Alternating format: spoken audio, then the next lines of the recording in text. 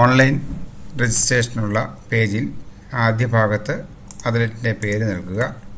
തുടർന്ന് school name എന്നുള്ള ഭാഗത്ത് ഡ്രോപ്പ് ഡൗണിൽ ക്ലിക്ക് ചെയ്താൽ പങ്കെടുക്കുന്ന സ്കൂളുകളുടെ പേര് ലിസ്റ്റ് ചെയ്യപ്പെടുന്നുണ്ട്. അതിൽ നിന്നും സ്കൂളിനെ സെലക്ട് ചെയ്ത് നൽകുകയാണ് ചെയ്യേണ്ടത്. തുടർന്ന് വിഭാഗം, അതിൽ കാറ്റഗറി ഇവിടെ സെലക്ട് ചെയ്യുന്നതോടുകൂടി ജെൻഡർ അവിടെ ലഭ്യമാകും. തുടർന്നുള്ള ഭാഗം കായിക താരത്തിൻ്റെ ഡേറ്റ് ഓഫ് ബർത്ത് നൽകുന്നതിനാണ്. ഇവിടെ പ്രത്യേകം നിർദ്ദേശിച്ച ഫോർമാറ്റിൽ തന്നെ ഡേറ്റ് ഓഫ് ബർത്ത് നൽകണം. ഇത് നമുക്ക് ടൈപ്പ് ചെയ്ത് നൽകാൻ സാധിക്കുന്നതാണ്. ഇത്തരത്തിൽ ഡേറ്റ് ഓഫ് ബർത്ത് നൽകിയതിന് ശേഷം ഈ കായിക താരം പങ്കെടുക്കുന്ന ഇനങ്ങളാണ് താഴെ ലിസ്റ്റ് ചെയ്യുക. ഇതിൽ പരമാവധി 3 ഇനങ്ങൾ മാത്രമാണ് പങ്കെടുക്കാൻ സാധിക്കുക. അത്തരത്തിൽ 3 ഇനങ്ങളിൽ ഇവിടെ ചെക്ക് ബോക്സിൽ ക്ലിക്ക് ചെയ്യുന്നതോടുകൂടി ബാക്കിയുള്ള ഈവൻറ്റുകൾ ഹൈഡ് ചെയ്യപ്പെടും.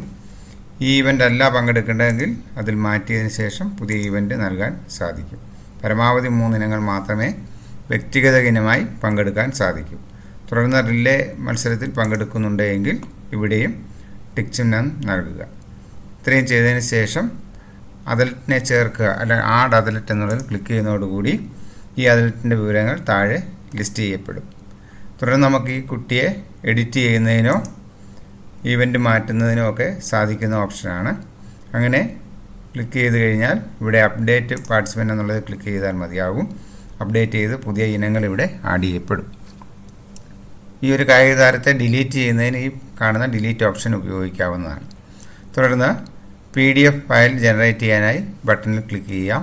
നമുക്ക് PDF ഫയൽ എൻ്റർ ചെയ്ത കുട്ടികളുടെ ലഭിക്കും. ഇവിടെ പ്രത്യേകം ശ്രദ്ധിക്കേണ്ടത്, ഇത് ഒരു ലോക്കൽ സെർവർ സിസ്റ്റത്തിലാണ് ഈ പേരുകൾ കാണിക്കുക. അതുകൊണ്ട് തന്നെ ഓൺലൈൻ എൻട്രി നടത്തുന്നതിന് ഒരു ഡിവൈസ് മാത്രമേ ഉപയോഗിക്കാവൂ. ഒന്നിൽ കൂടുതൽ ഡിവൈസ് ഉപയോഗിക്കുമ്പോൾ നമുക്ക് ഈ കാണുന്ന പേര് അടുത്തൊരു ഡിവൈസിൽ കാണിച്ചു തരില്ല എന്നുള്ളതാണ്. അതുകൊണ്ട് ഒരു സിസ്റ്റം മാത്രം ഉപയോഗിച്ച് ഓൺലൈൻ എൻട്രി നടത്താൻ ശ്രദ്ധിക്കുക. ഇവിടെ ഫൈനൽ സബ്മിഷൻ എന്നുള്ള ബട്ടണിൽ ക്ലിക്ക് ചെയ്യുമ്പോൾ ഒരു വാർണിംഗ് വിൻഡോ ലഭ്യമാകും. ഇതിൽ പറയുന്നത് ഇവിടെ ഓക്കെ ബട്ടൺ ക്ലിക്ക് ചെയ്ത് കഴിഞ്ഞാൽ പിന്നീട് നിങ്ങൾക്ക് PDF ഫയൽ ജനറേറ്റ് ചെയ്യാൻ സാധിക്കില്ല എന്നുള്ളതാണ്. ആയതുകൊണ്ട് എൻട്രി പൂർത്തിയാക്കിയതിന് ശേഷം PDF ഫയൽ എടുത്ത് പരിശോധിച്ച് ഇനങ്ങൾ കൃത്യമാണെന്ന് ഉറപ്പാക്കണം. എല്ലാ എൻട്രിയും പൂർത്തിയാക്കിയതിന് ശേഷം മാത്രമേ ഫൈനൽ സബ്മിഷൻ നൽകാവൂ. ഓരോ കുട്ടിയുടെയും എൻട്രി പൂർത്തിയാക്കി ഫൈനൽ സബ്മിഷൻ നൽകേണ്ടതില്ല. അപ്പോൾ എല്ലാ കുട്ടികളുടെയും എൻട്രി പൂർത്തിയാക്കി PDF ഫയൽ എടുത്ത് പരിശോധിച്ച് എൻട്രി ശരിയാണെന്ന് ഉറപ്പ് വരുത്തിയതിന് ശേഷം മാത്രം ഫൈനൽ സബ്മിഷൻ നൽകി ഓക്കെ ബട്ടൺ അമർത്തുക. ഇത്തരത്തിൽ ക്ലിക്ക് ചെയ്യുന്നതോടുകൂടി നിലവിലുണ്ടായിരുന്ന ലിസ്റ്റ് ഇവിടെ നിന്ന് ഹൈഡ് ചെയ്യപ്പെടും. ഇത്തരത്തിലാണ് ഇതിൻ്റെ ഓൺലൈൻ എൻട്രി നടത്തേണ്ടത്.